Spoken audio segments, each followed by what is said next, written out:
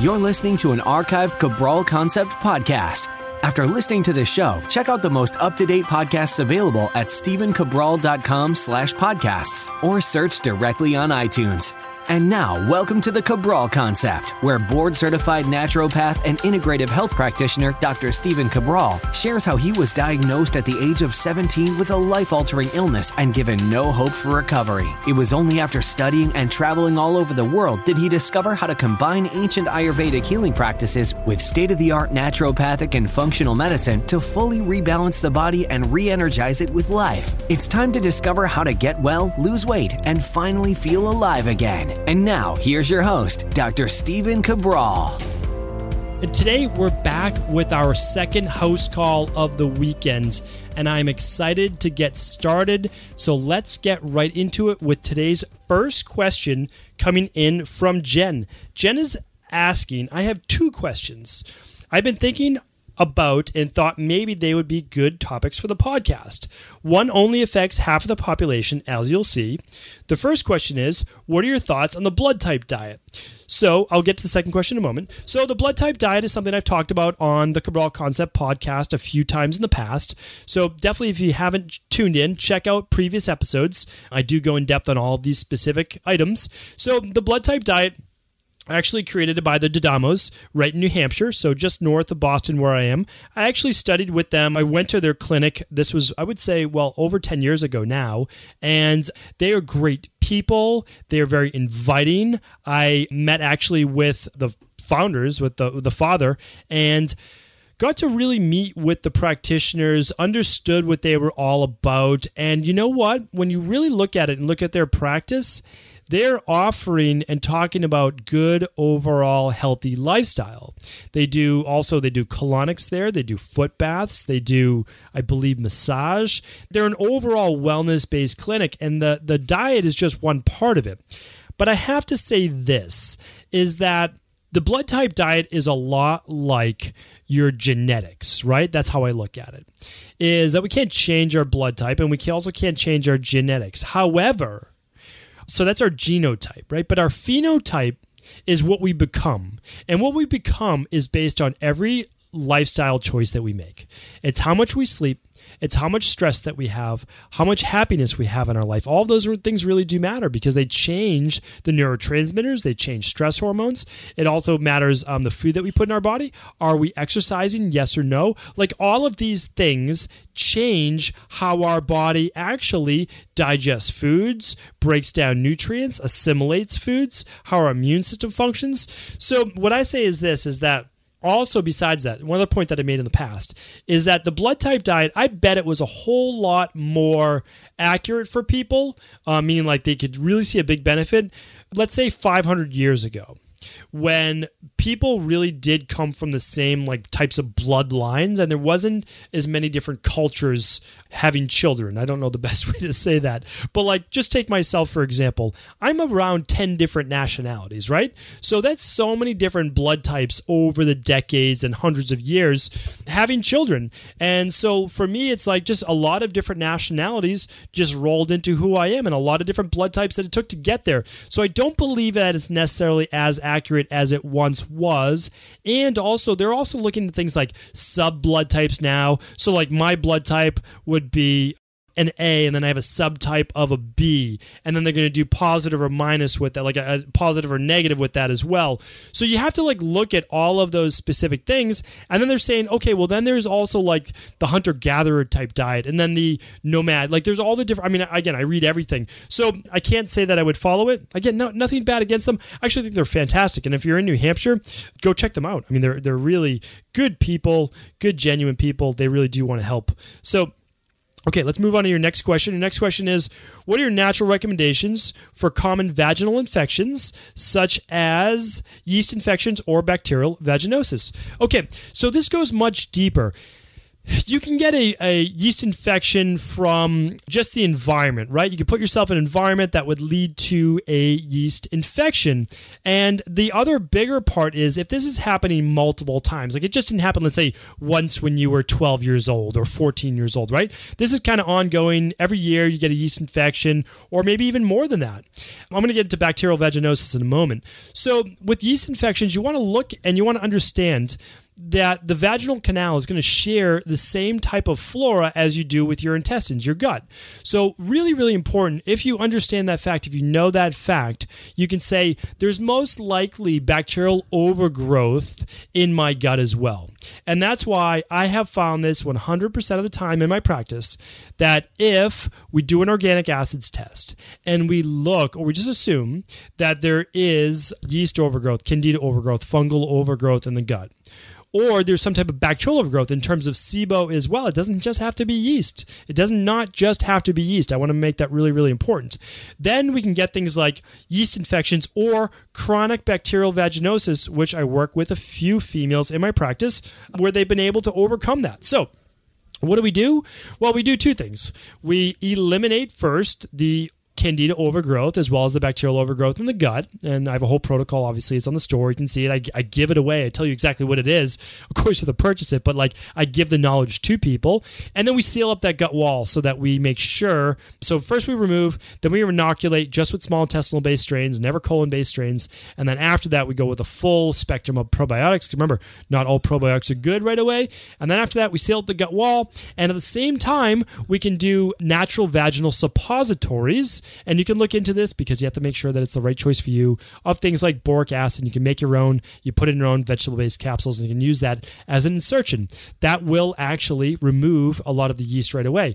Now, you can also use vaginal suppositories just with things like Lactobacillus acidophilus or vaginal-based strains of probiotics, which are going to be more anaerobic. They're going to be more lactic acid based because vaginal flora is supposed to be a little bit more acidic.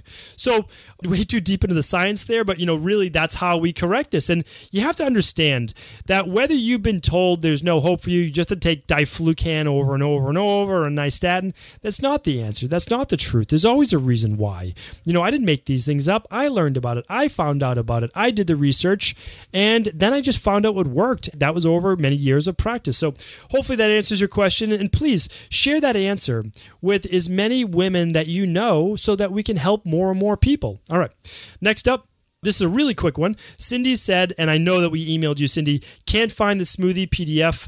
Check your email and wasn't in your spam. Well, really important. Again, I mentioned this just yesterday. Just email support@drcabraldetox.com and you're going to get a reply back that same day, 8:30 to 5:30 Eastern Standard Time. Every single day, we email everyone back Monday through Friday, and we're always happy to help. And so we'll just send you the PDF. No problem at all.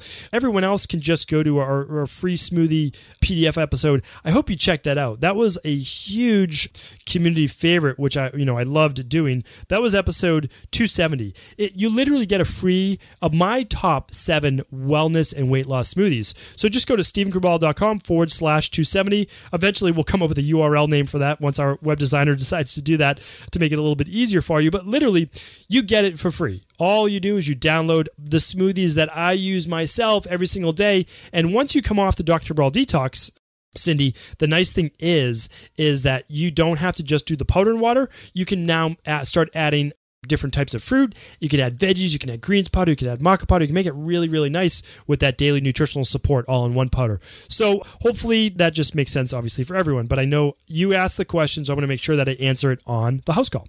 Okay, next up. Anonymous, why does my stomach make so much noise? And there's like 5 question marks and 5 exclamation points. It doesn't matter whether I've eaten or not, is always gurgling. This has happened for years. I've been plant-based for 2 years and thought that would have helped, but my stomach still makes noise. I take probiotics. I drink kombucha. I have ACV. I cannot tell if anything specific helps. Also, I can feel bubbling in the lower right quadrant of my abdomen where I sometimes experience discomfort. I could go on and on, but I won't get too carried away. Wish I was closer. Help with the noise, please. All caps. It is no fun in quiet work meetings.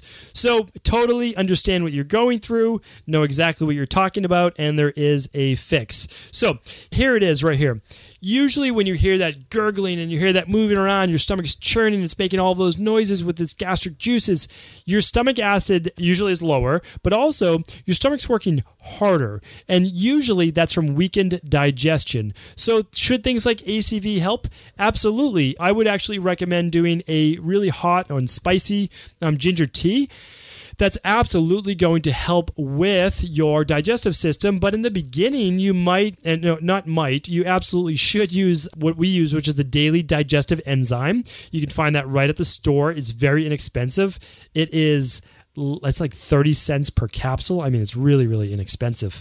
To use that, you take it at the beginning of your meal or right before your meal. That's going to absolutely give you a boost in digestion. Do that. Drink your ginger tea. If it isn't enough, then you could start adding things like betaine HCl and a little bit of ox bile if needed.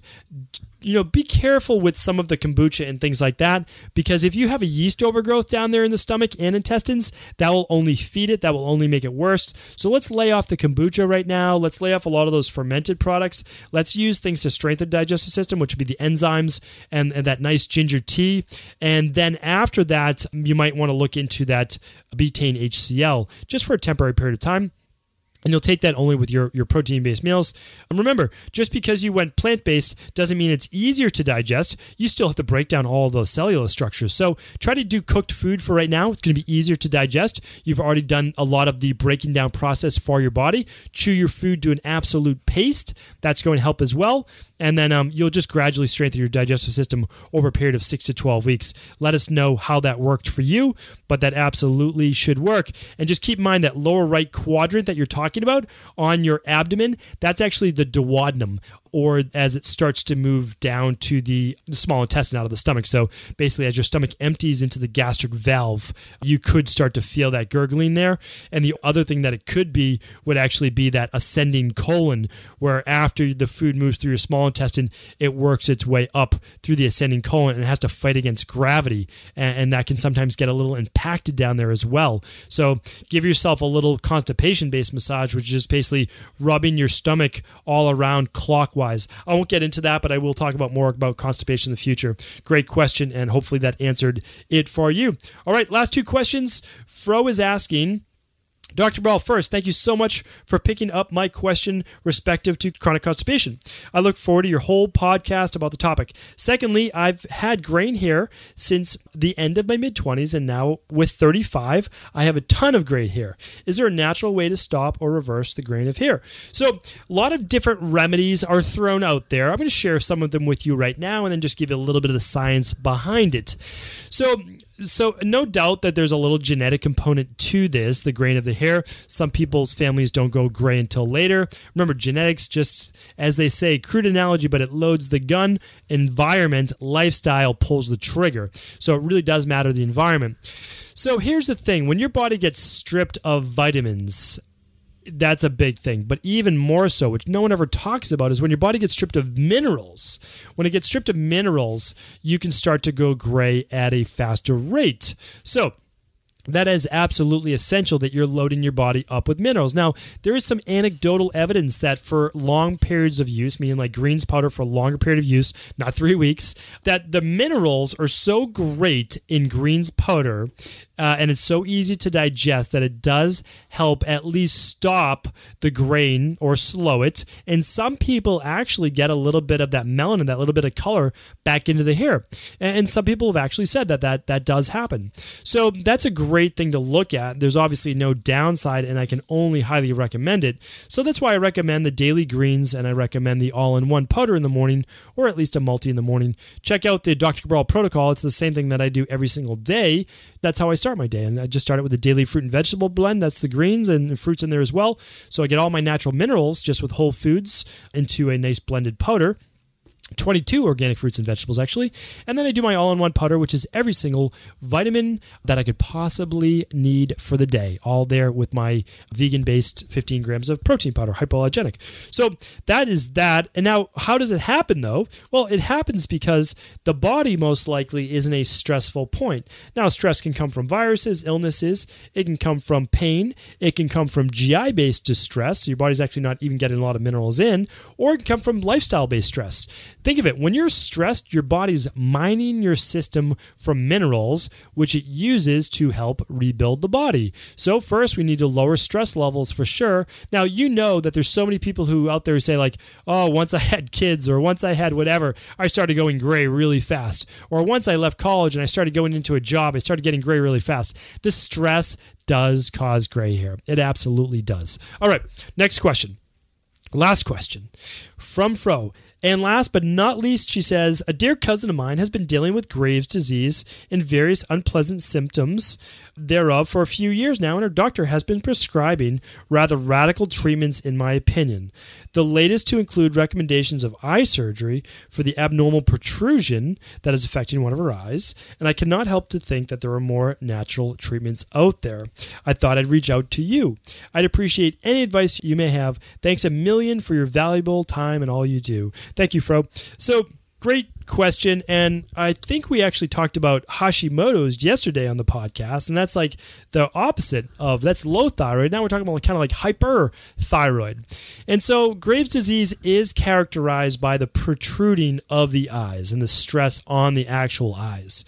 So it's interesting to look at, but the other actual symptoms of Graves' disease are this. It's anxiety, it's fatigue, it's irritability, you can't sleep, you increase your sweat, you increase heart rate, you start to lose too much weight, you have this decreased libido, you can get this hand shaking, all sorts of basically, irritability, mood, light sensitivity.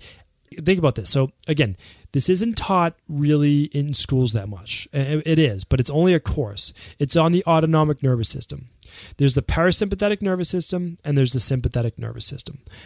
When the sympathetic nervous system kicks into gear, you go into fight or flight. That's some type of stress. Again, it's not just work life, the outside world, the exogenous world, right? So the things outside of you. It can be endogenous. It can be GI issues that you don't even know about.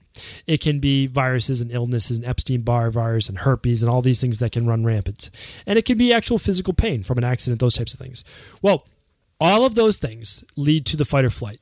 Every single thing I just talked about, sleeping irregular, difficult sleeping, insomnia, sweating, weight loss, decreased libido, irritability, anxiety, fatigue, light sensitivity, all these things are every single one is fight or flight. You need to help your friend calm those stress levels down from a 10 to a 2 in any way that you can.